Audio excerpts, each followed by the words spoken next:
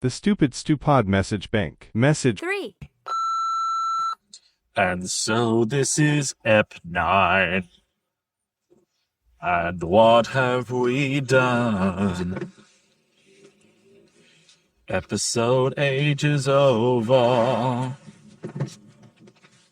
Episode 9 has just begun. So who gives a big fuck? Just get on with it. You're making a big deal, but we know it will be shit.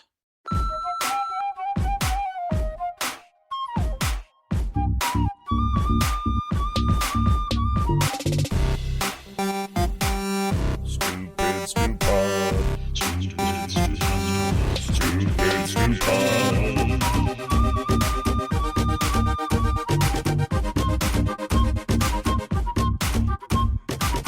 Stupid, stupid. Stupid, stupid. Stupid, stupid. Barry was not entirely happy about being chained nude to a set of traffic lights. Apart from the obvious embarrassment of having carloads of people laughing at him and asking him questions that he didn't particularly feel like answering, the night was a cold one, and Barry very much suspected that when he eventually got free from the traffic lights, a large portion of his left buttock would probably still be attached to it.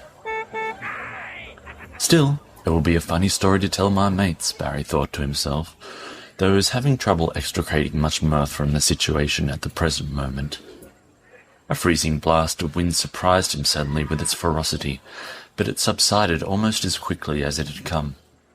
Barry couldn't help but wonder exactly how he was going to get out of this predicament. He continued his wondering by asking himself why none of the gawking passers-by had considered stopping and helping him.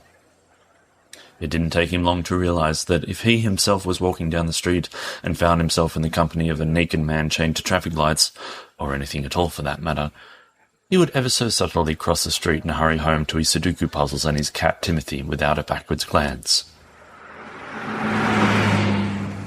Barry shifted uncomfortably, or at least he shifted as much as he could considering he was tightly bound by chains. A car pulled up at the lights next to him. A young man adjusted his hair in his rearview mirror before he seemed to sense that there was something extremely odd to look at next to him. He turned slowly and looked at Barry. His face did not change, its expression, as if what he was seeing was a matter of complete indifference to him and nothing too much out of the ordinary, which Barry found a little irritating. If you can't get a decent reaction out of being chained naked to traffic lights, when can you get one? The man seemed in the grip of the decision whether to bother asking the obvious question or not. Barry did not have to wait long for the outcome.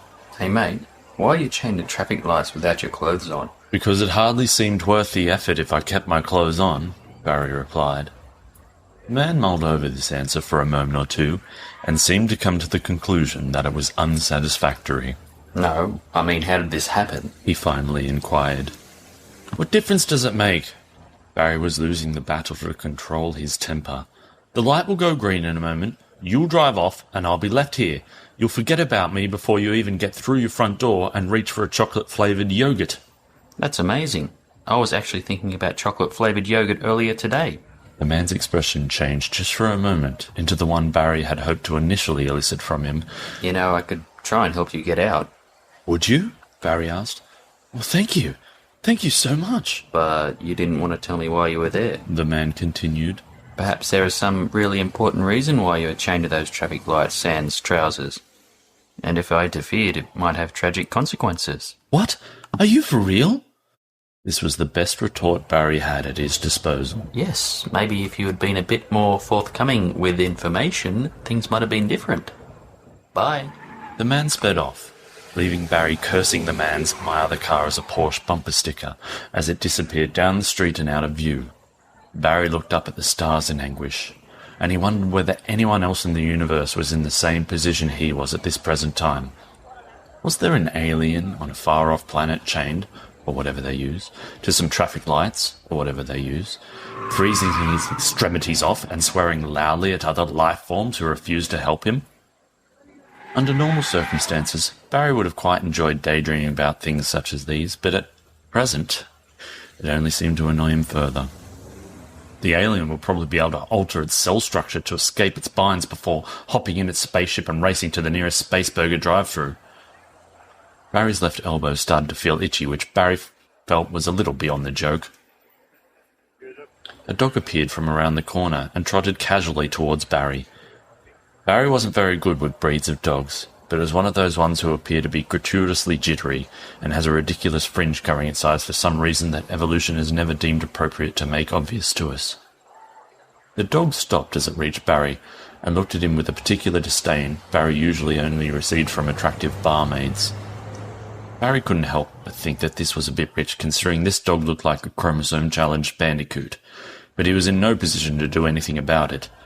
The dog edged towards the traffic lights ominously, and Barry was suddenly struck by the realization of what the dog intended to do.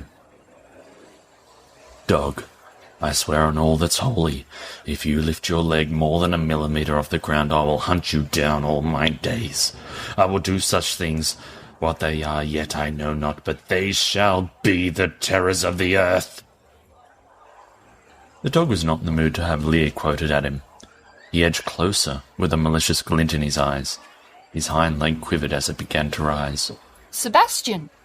A shrill voice cut through Barry sharper than the icy wind had. A middle-aged woman dressed in a matching velour tracksuit was marching towards him. "How dare you run away from me?" Barry wasn't very good with breeds of middle-aged women, but she appeared to be one of those ones that was gratuitously jittery and had a ridiculous fringe. "Hello, please help me," Barry offered by way of introduction.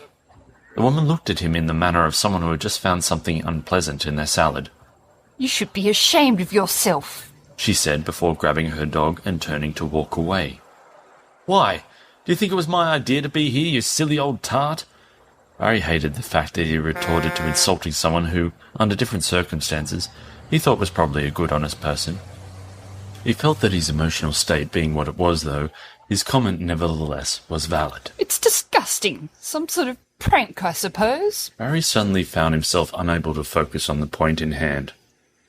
A new thought had entered his mind, and he could see there was no way it was going to resolve itself unless it was addressed. "You don't see many all-over velour tracksuits these days, do you?" "I don't really think you're in a position to be talking fashion with me, do you, young man?" Barry had to admit that she had a point, as another blast of cold wind whipped at parts of his anatomy that the wind usually didn't encounter. She had the advantage of him. He would be quite happy to have a velour tracksuit at this point in time. "I'm sorry, it's just quite a remarkable piece of attire," Barry decided to say. The woman walked off, and Barry thought that perhaps if he were to ever get free, he would have to take a polite attack with people he met. "Finally! I thought she would never leave," a voice behind Barry said. Barry's digestive system jumped in fright, which was a little uncomfortable for him, as nothing else on his body was able to move. Barry had no hope of being able to move his head and able to perceive the owner of the voice. "Who is that?" Barry asked in a spirit of inquisitiveness. "I'm the guy who's mugging you. The voice proffered. Give me your wallet." Barry was too irritated to be shocked. "There are a few things wrong with what you're asking me," Barry suggested with admirable restraint. "Shall I list a few of them for you?" A barely audible grunt behind Barry indicated to him that, though this conversation was not going as planned, the owner of the voice was willing to spare a moment or two to see where it led. "Well, firstly, as you are probably aware, I am chained rather effectively to this set of traffic lights. I am quite unable to move any part of my body. So your request for me to hand you my wallet is one that I am physically quite unable to comply with, given that, as mentioned, the arm with which I would reach out and hand my wallet to you is inarguably restrained. Can we agree on this point?" Barry felt that the silence that his conversation partner offered as input constituted a response in the affirmative. "Secondly," Barry soldiered on with commendable fortitude, "as again you are probably aware, I am naked. This would probably suggest to anyone with even the slightest degree of perceptiveness that it therefore makes it extremely unlikely that I would have a wallet concealed somewhere on my person. Furthermore, if I did have my wallet on me somewhere—" "Okay, consider your point made," came the voice again. "Well, This puts me in a bit of a quandary. I'm sorry? Barry was not expecting so genial a response. Well, you see, I've picked up this half-brick to threaten you with, in order to make you comply with my wishes without struggle.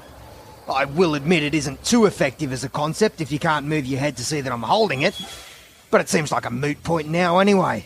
Barry wasn't sure that he followed, and said as much. Well, being that A, I'm disappointed because I saw you as an easy target, but now I realise I got my hopes up for nothing, and B, I'm holding half a brick, I can only see one course of action that combines the two aforementioned elements of A, disappointment, and B, half a brick. So I think what I'm going to do is smash you over the head with the half brick.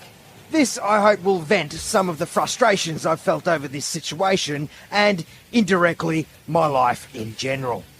Barry was starting to get quite concerned about where this conversation was heading. It also annoyed him mightily that the voice seemed to start every sentence with the word well, but Barry did not feel it prudent to mention it at this point. But realistically, Barry had no idea what to say, but felt he had better say it quickly.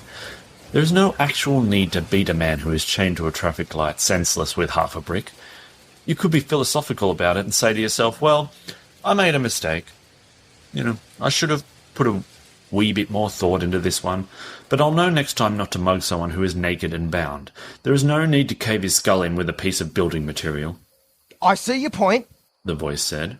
We could wax lyrical all night about the pros and cons of breaking your head, but in the end I think I'm just going to do what feels right. Stars exploded in Barry's head, and he could only assume that this is what it felt like to be hit suddenly in the back of the head with a house brick. The pain burst through his skull like an angry mother who had just discovered that her child was drawn something very rude on the dining room wall.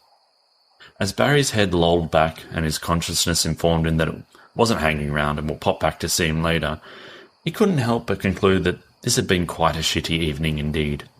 As Barry's eyes closed, he wondered whether his alien counterpart at Spaceburger was being offered fries with his order and getting slightly annoyed by it.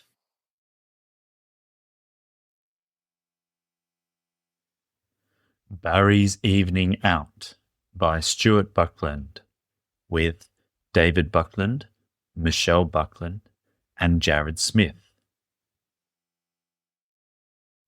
Wibble wobble, wibble wobble. Beep. This is an Angry Chimp podcast.